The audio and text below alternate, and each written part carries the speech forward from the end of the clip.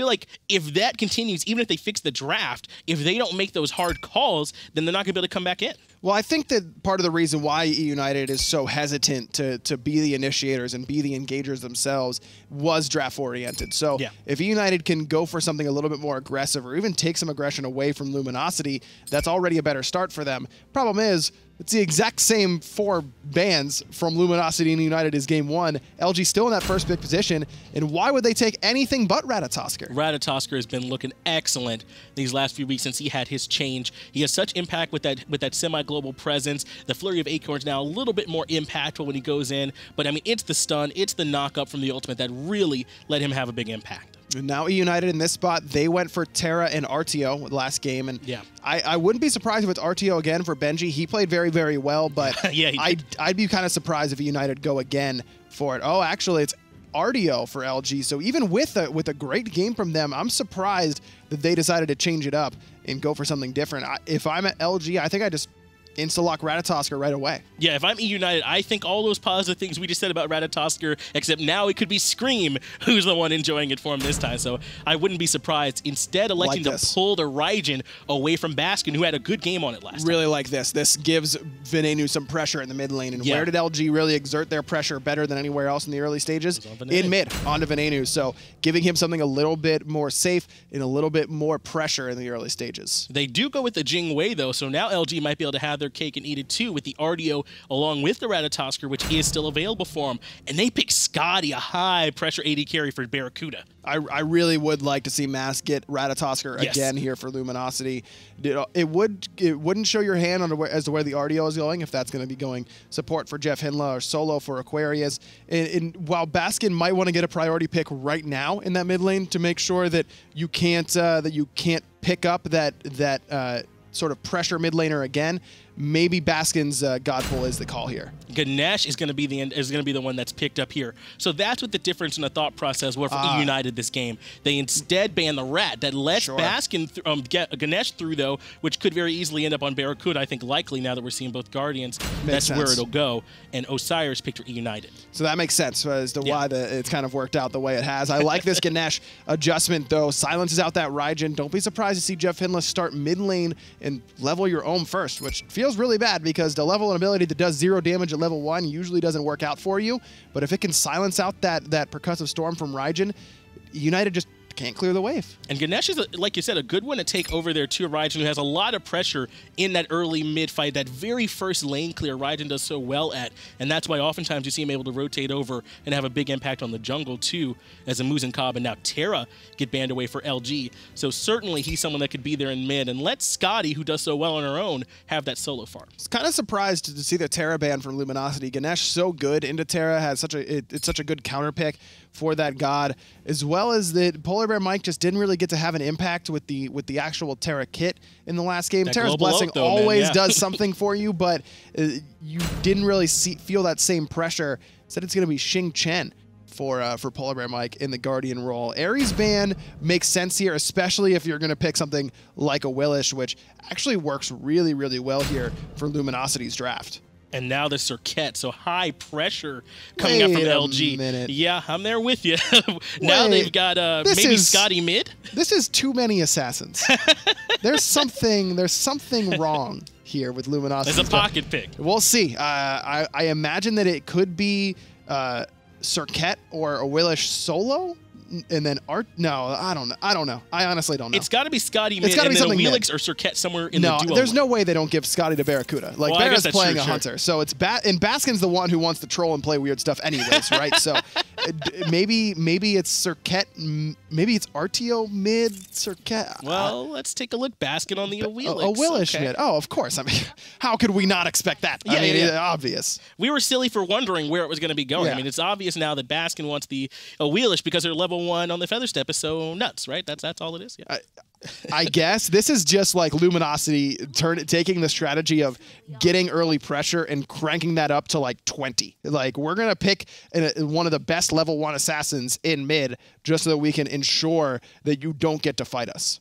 And it looks like we are going to be seeing everything else going about where we expected. Scream piloting that Naja. We didn't get too much of a chance to talk about. That was their last pick. Going to give him some really good synergy here with Venenu. If he's able to bring him crashing back down with his ultimate, so Venenu can land right on top of them with those Taiko drums. Aquarius already looking for a bit of poke there on the Benji. And we got 4 members grouping up over here in this jungle. Raijin, Naja, not really my favorite combination in terms of ultimate pressure as Mask right on the Scream, and there's the blink in from Baskin looking for the Feather Step, waits out the Purification Beads, and Mask gonna get a first blood, but it's set up by the mid Awilish. You said something about pressure, I think? That's what it does. And that's the worst time to get first blood, is right as minions spawn. If you get first blood before minions spawn, nah, who really cares? I'm not really worried about it. But right as minions spawn, now you lose a wave. Luckily for United, they don't lose any of their buffs, but certainly had potential to do so. And it looks like Scream is settling for those back Harpies, considering the pathing that he had to take. And as you said, Barracuda on the Scotty over here farming alone and dual lane. This is an easy matchup for someone like a Scotty to take, as more pressure from Baskin here in mid. Good knock-up on the Polar Bear Mike. Would have probably rather that on Venenu, but still, they're the ones that are clearing so much faster with this Ganesh helping out. Mask and Aquarius going for the fight. Horrific emblem used by United, but Scream's still only level 1, so he's having a tough time. As Mask likely to fall, Benji's going to put United on the board. Good rotation in from Polar Bear Mike. Scream just barely squeaks away with not much health to his name. 3 members strong here now with Aquarius, Baskin, and Jeff Hinla to try and take down the fight, but Benenu's rotated in too, and he's ready to try and help out a little bit more. Aquarius is low. Nice energy surge there, actually heals up Baskin and Jeff Hinla. Baskin still going aggressive 1v4, and he's going to set up Aquarius to find it. Benji falls now too, but Baskin pays for it with his life. We're getting a huge fight over here in the Soul Link side. It's still going. Aquarius finally able to make it out of there, and they end up backing off. So overall, the kills are 2 for 2, but this fight in particular, 2 for 1 in favor of United. Scream finally just gets to get his own speed buff. That's all he really wanted in that entire engagement, was to secure his own speed and hit level 2.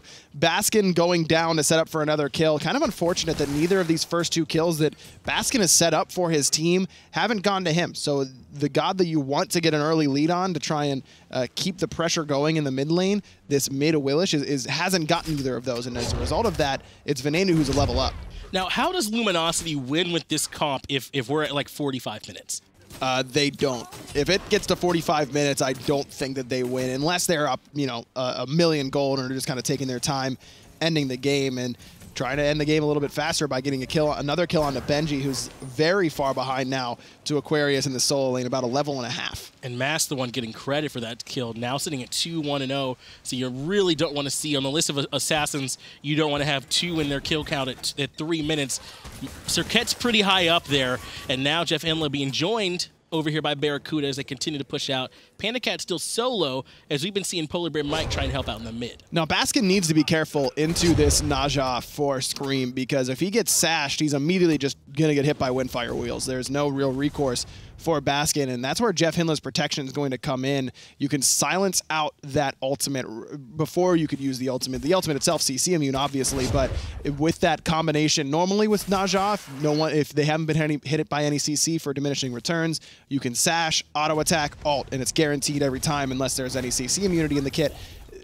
Without Baskin having purification beads, it's going to be up to Jeff Hinla to silence out that follow-up ultimate off the auto attack. And if I'm Polar Bear Mike, my whole goal right now is to make sure they can't keep going in on Venenu. So far, he's 1-0-0 on this Raijin. Despite all the action that's been happening around mid, solo, and jungle, he has not yet been the one that's ended up falling for it. So make sure you keep him going. Yeah, Benji might fall a little bit behind, but I trust him in the solo lane. Keep that mage, which is your big advantage that they don't have, healthy and ahead. And that's exactly what Baskin was able to do in Game 1. Get ahead on Raijin and really run team fights because of it. Now, not a lot of knockups for Luminosity's Baskin on the Awilish this time, but really looking at Jeff Hinla as the only knockup. But with that Jing Wei and even Xing Chen, it's a couple leaps that you'll be able to pull out fairly easily without any sort of setup. Those are really the only ones he'll be looking at, though. Might not want to pull in Polar Bear Mike. I'm not sure. It might be kind of doing the initiating for him, but certainly Panda Cat, if you can shut him down, that would be a target that Baskin would be happy to get. But is it just pressure that makes this Awilix mid work for him, as Panda Cat actually jumps in aggressively on the Barracuda? What is it that he wants in particular out of this Awilish? He wants to fight early on, and he wants to get a lead and just become that insane ball of death that Awilish can kind of become when she gets an early game lead. I can't imagine that Luminosity is really looking forward to the team fight phase very much. They really do want to take outnumbered engagements, use that extra mobility that the Assassin has over the Mage to try and get Baskin into positions where Venenu can't match his rotations and try and take outnumbered fights. If United can stall this game out and get to the 35-minute plus mark and just do 5-on-5 team fights, you'd have to imagine it goes in United's favor.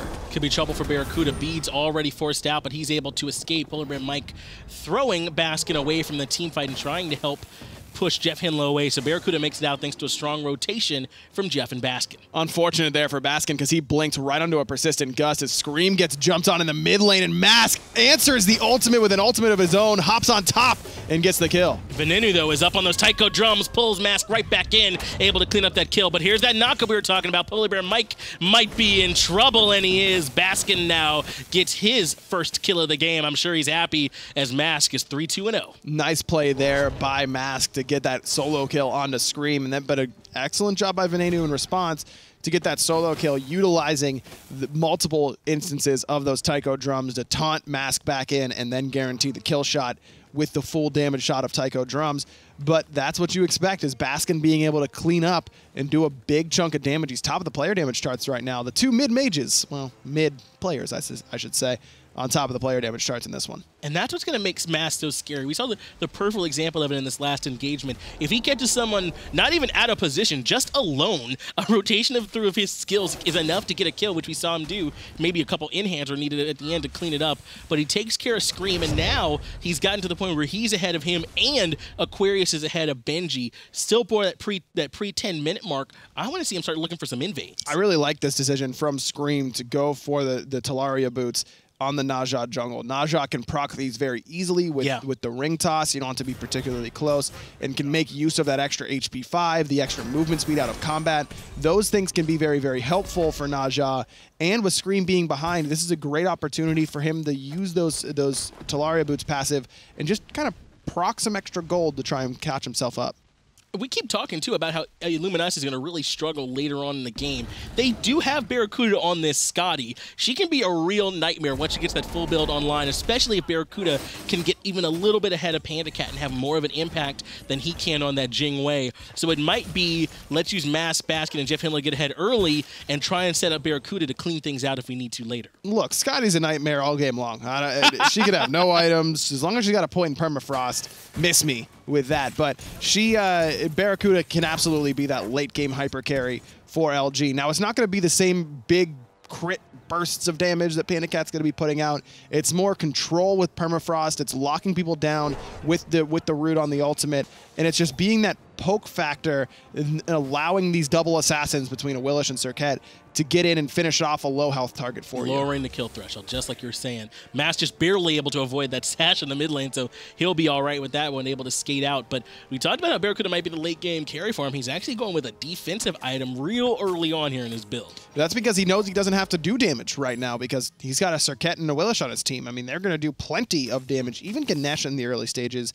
That Turn of Fate, his first ability, is really, really good at putting out team fight damage, because not only does it do damage to the opposition, and a large chunk of it at that, but it increases the damage that your teammates are doing around you. So Barracuda doesn't need to build as much power, because as long as Jeff Hinlow's nearby, and he's going to be nearby, then that will boost up his damage numbers. Plus, he's got two assassins in the early game who can 100-0 people on their own. Waiting around these mid-harpies to respawn are E-United. Only the lone elephant here, though, to try and slow him down. Actually, he drops down the Dharma Pillars because Mask is rotating in the back. Venenu has to jump out right away, had his beads forced out. Polar Bear Mike trying to pull Mask back in, but Mask is trying to go in on Scream one more time. Barracuda's here. Sprint is out. Panda Cat has to ult away. Scream's the one that's very low. Unable to clean it up, though. Very low. Scream just able to escape the clutches of Mask. A lot of ultimates used, a lot of relics, as well as Benji has to ult away. He's been getting bullied out heavily by this RTO. RTO having a good time over there is Aquarius up against Benji. And that was a talking point for us going into this one. How well would Aquarius fare in the actual laning phase? We know his team fighting is okay, but literally in the lane against his opponent, how can he hang? And he's doing fine thanks to some early help up against Benji. Both games, LG kind of made sure that Aquarius was going to be okay with Mask getting a lead and putting Scream behind on that right-hand side. And that isn't to say that they don't have faith in Aquarius's laning phase, but if you know you can get your rookie solo laner a lead against the best solo laner in North America, why wouldn't you? And Aquarius has done a great job of not only holding on to a lead that is given to him, but also exploiting it and trying to push it even farther. And we saw them go up and do the invade we're talking about as well. The blue buff now taken away from Benji. Not tremendously important for an Osiris, especially this far into the game now as we pass that 10-minute mark, but it's some more farms, some more gold you're able to take away. As Luminosity, you're only up about 1,000 gold or so with this early game comp. You would, if you're Luminosity, you probably wanted at least another 1,000 gold on top of this, maybe 500, in order to feel like you're where you want to be with gold. Now, with experience, they're probably pretty comfortable with where they are. About 2,000 experience, a couple level leads on important characters like the RTO, like the Awilish in the mid lane for Baskin. So not an awful look for Luminosity, but if you would have told them they'd only have this much of a lead at this stage, they might not have gone for this sort of comp.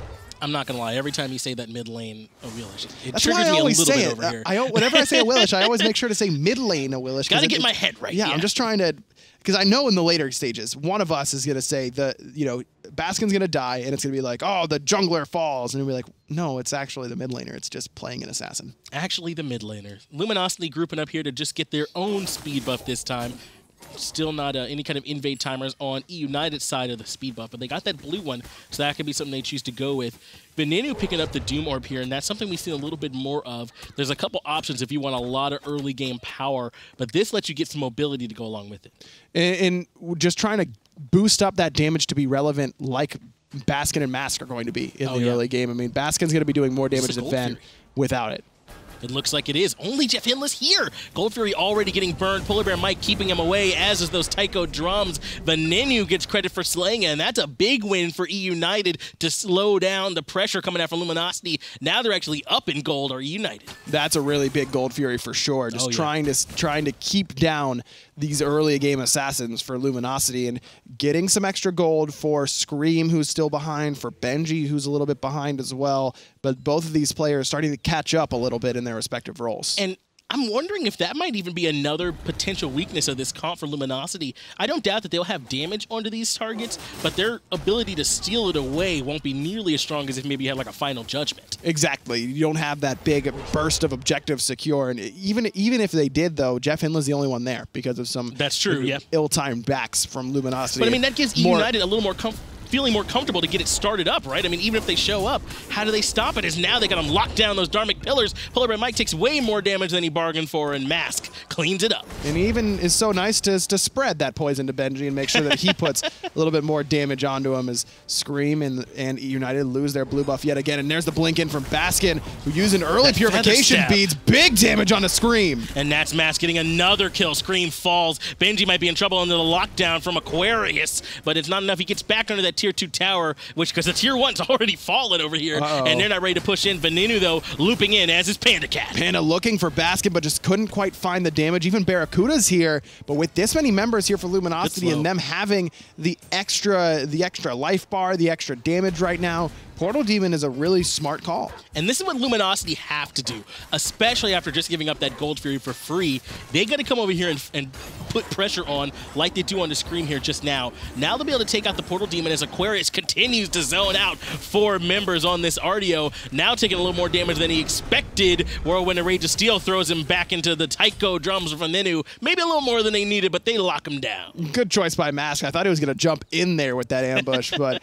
Aquarius is dead no matter what Mask wants to do there, because United expend 2 ultimates in order to get it, but because of how much time United spent trying to defend on the right-hand side, Baskin gets a free red buff invade on the left. A little bit unfortunate timing for him that purple buff wasn't up as well, but may have ended up being a blessing in disguise, because if he's invading that purple where Panda Cat and Scream come knocking without purification beads, that's not a good look for him. Basket has to make sure he continues to do this. This is what the 2 assassins can do that a mid laner couldn't for you, is stretch the jungle part of the map. They can invade so much easier. So as long as he continues to do that, they'll continue to see a little bit more success with it. But United are hanging real close with him despite the 7-4 kill margin. The gold lead only about 300 to 400. as we said, the experience lead is still in Luminosity's favor, but even that's getting a little more normalized. Interesting that Veneno, again, goes for the Magi's Blessing. Seems to really, really like this item. Kind of his own version of EU's Hide of the Urchin. Which I know you build. love, yeah. Sometimes. In the right situation, I think it can be phenomenal.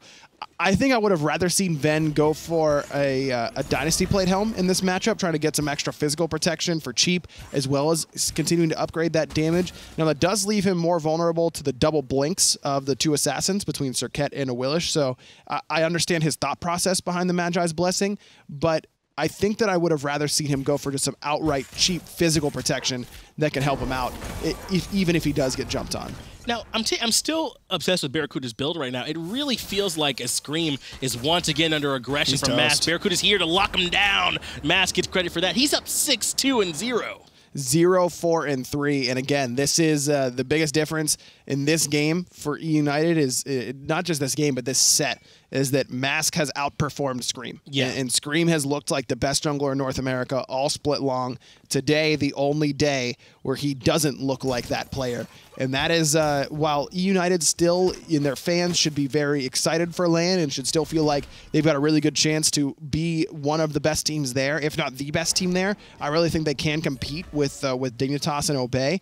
They need to have Scream firing on all cylinders because he does so much for this team. Trouble on this right side. Jungle, Whirlwind to Reed to steal, throws Aquarius, and Jeff Hinla back into trouble. Panicat follows up immediately with his ultimate. Veneno even taunting back in Jeff Hinla. Baskin also has to retreat from the damage from Benji. Jeff Hinla still not safe though. Veneno is here, Pandacat's here, Scream's here, and Jeff Hinla's no longer here. He goes back to base. 2 quick kills reunited, but Benji falls in return. Big plays on the right side by Luminosity to actually kill Benji, who ulted into the tower after Mask, but oh, this is such a smart call from E United. Barracuda, the only one healthy enough to try and step in and contest, but I don't think he's going to get there in time. Barracuda's here, Barracuda is here, Barracuda does not steal it away. He does claim Scream's life, but Pandacat secures the objective. Barracuda now looking for some of the trades, but the very low Veneno is at the back hiding out. Mask falls, Barracuda falls, E United. Man. This comes up big. Baskin just isn't going to be able to clean that one up either. Great body blocks, great teamwork from Polar Bear Mike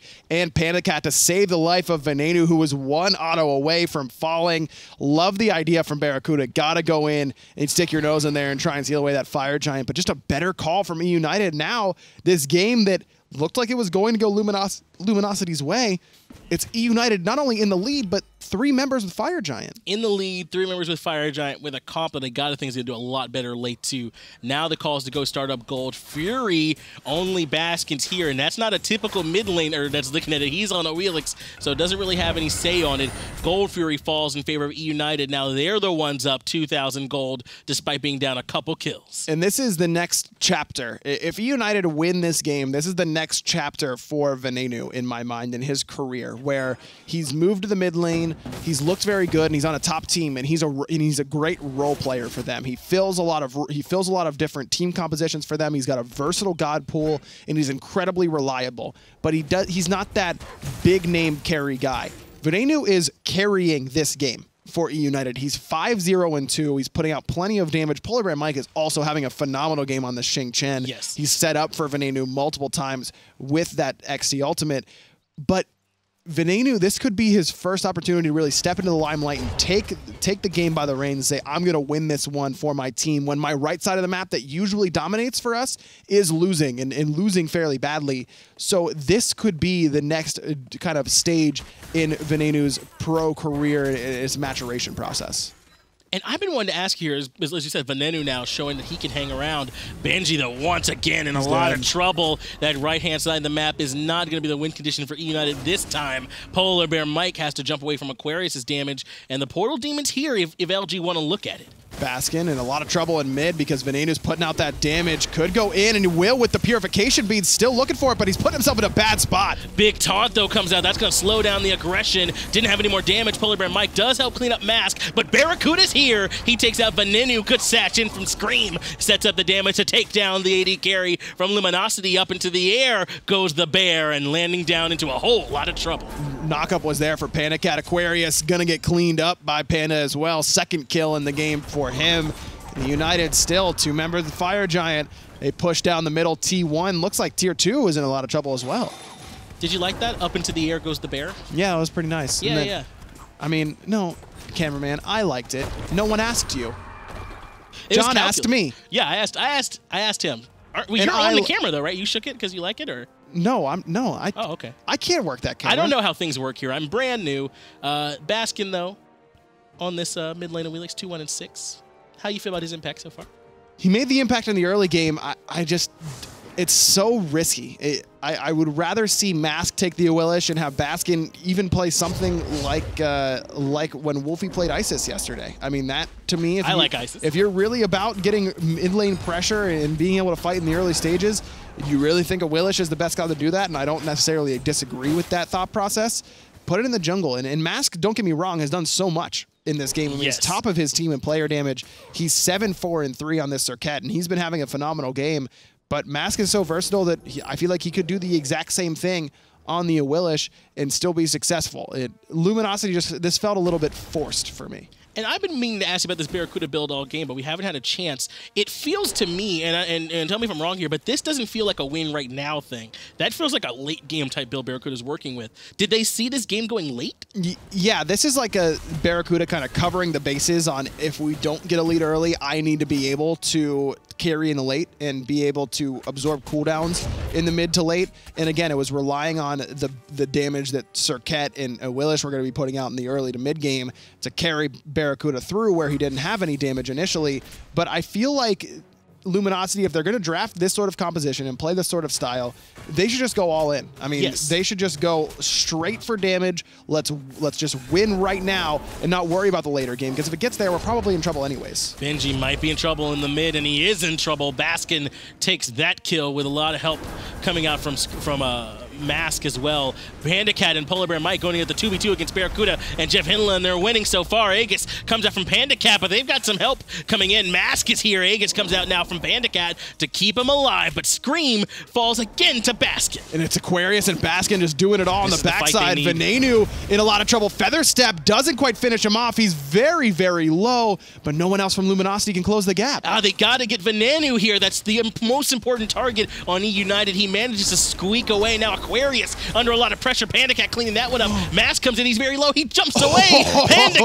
PandaCat, I hardly knew ye. He falls. Baskin gets that one. So Venenu and Polar Bear Mike have to leave, and Luminosity finally showing what this comp can do. Mask just jumped in to PandaCat twice with like 300 HP or less both times. I feel like he was low that whole engagement. And got away with it both times. And got PandaCat's Aegis the first time, gets him killed the second time. Mask is absolutely one of the top junglers in North America and looking like he might just be the best jungler in North America here in this set. Playing this Circuit exceptionally well. Baskin also having a big impact on this Wheelix too at that 5-1-6 mark. So now they're showing a little bit of what this can still fight late game if the team fight's kind of broken apart. I am a little worried, though, if they have another Fire Giant dance, if they can make the same thing happen. That's what Luminosity really needs, is to spread out E United and fight them in 2v2 and 3v3 little mini engagements. Pulling in Polar Bear Mike, though. Dharmic Pillars come out from Jeff Hinla. Whirlwind away and Steel to try and throw him away, but Polar Bear Mike cannot handle the Dharmic Pillars. He gets taken down. Scream isolates Baskin, though, and takes him up into the air, but this does mean a moment where Benji has to fight alone. Benji is okay with doing it, though. Thorns are enough. PandaCat cleans up Baskin. Benji handling Aquarius and Mask on the backside. Mask no ultimate as Veneno gonna taunt in Aquarius, but that's not the guy you really want to bring to your team. He's a pretty healthy bear and more than willing to sit in the midst of that team fight. I think 1-for-1 there is good for E United because Luminosity were about to take down that Fire Giant. Barracuda now with that Titan's Bane was doing plenty of damage to it, had it down to almost half health. Polar Bear Mike, though, traded for Baskin, who's a slightly more valuable target. Without a doubt. You'd much rather trade your support for the enemy mid laner than the other way around, and Baskin just had to use the purification beads a little bit earlier than he wanted to, which meant that as soon as Scream found that sash, it was a guaranteed ultimate. And I really like the build that Scream has gone for after falling behind. He's really lacking in penetration, don't get me wrong, but trying to get a little bit of some cheap items Heartseeker, not particularly expensive, has a little bit of pen and movement speed, and kind of accentuates that poke that we were talking about he wants to get. Gladiator Shield, very cheap and gives you good stats. Void Shield, fairly inexpensive and gives him some defense and strips away the magical or the physical protection of the opposition. Good build here coming out of Scream. And catching out Mask in that last fight was so important off the, it seemed like almost max distance sash that he hit him with. That was the chance for Luminosity to swing the momentum. Maybe not the gold, maybe not the experience, but the momentum of the match if they steal away that Fire Giant in that moment. Instead, they make it a 1-for-1 and slow down all their aggression. Now they're going to have to try and win the 5v5 fight. Benji caught out getting knocked up, but he's a real tanky target. Panda Cat comes in and blows up Mask, no problem. Panda Cat going to have to try and reposition. Barracuda now is going to be the target. A gets to keep him alive for the moment, but only the moment. Panda Cat cleans him up, and now he looks for Jeff Hinla, who gets deleted. Panda Cat with a triple here. He's going off. Where did Mask go? All of a sudden, he just got blown up by Panda Cat. Scream looking for the kill onto Aquarius as Baskin is all the way back in base. Aquarius, the only one anywhere close to E-United on the map. Venenu and Panda Cat, they're going to finish off Fire Giant as the rest of E-United try and bring down the solo lane bear. And I can't talk enough about how important the defense against the Fire Giant was. That was the last chance, I feel like, for this Luminosity comp to swing things back in their favor. Scream coming up big for him in that engagement, as did Polar Bear Mike. Now they're the ones with the Fire Giant on 5 members. T2 Tower in right falls. 3 members of Luminosity respawning, but E-United are firmly in control. 10K gold up. And Luminosity looking to pick off Benji at the beginning of that engagement has worked for them in the last few engagements even it's not just been early game where they've been able to pick on Benji, it has been the mid to late game as well. But in the mid lane, the last time Benji got picked off, he was all alone. That time, isolated, yes, but not alone, and Panda Cat's there to support him, and I don't know if he got 3 straight crits on the Mask, just relying on explosive bolts, or what happened, but Mask was there and gone in the blink of an eye, and then Panda Cat doesn't really have to worry about the pressure from these assassins from Luminosity quite as much. He gets to just free cast in the back, or at least shoot those in hands out for free, and they destroy the team fight. This late game Jing Wei, we talked about what Scotty would be able to do, but Panda Cat's 7-1 and 6 now, fully slotted out with that Kin size helping to shred through any healthier targets that he meets. And now he's going to be a real problem for Luminosity to try and deal with, as Mask and Baskin have not gone any kind of defensive route here. They're just trying to do damage. And again, for me, this game, the takeaway from E-United is that they don't need to win the right side of the map in order to win. And while I had faith that was the case, you kind of need them to prove it. And you need to see Panda Cat, who has carried games so far this split, but I need to see Venenu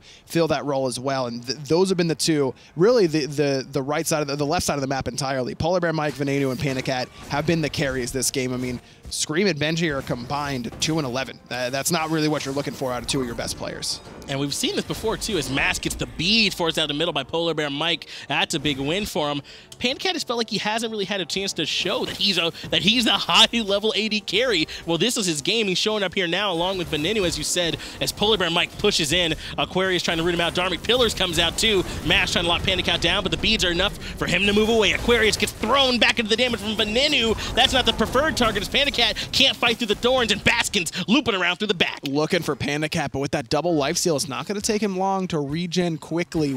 Fire Giants are staying on top of that. This could just be a slight disengage from E-United and just wait until Panda Cat's healthy again, which is just 1 purple buff away. Aquarius came up big in that defense for Luminosity. The Thorns was way too much for Venenu and Panda Cat to keep fighting through. Now, though, they're looking to regroup to try and push one more time. They need a minion wave here to soak up some of this aggro so it doesn't have to all go on to Polar Bear Mike. That way they can push on in. Now is the call. Polar Bear Mike flips up Aquarius. Panda Cat, though, just looking for shots onto the Phoenix. Over on the side, Baskin looking to jump in one more time. Does get the knock up on the Panda Cat, and the ultimate pulls in nobody. I think it was a little bit too far away. Now Scream goes in on the Barracuda, who has to beads. The Aegis comes out for him as well to keep him alive for just the moment, but that Phoenix on the left has fallen, and so has Mask. So unfortunate for Baskin. Just, you never know how much of Willis she's played.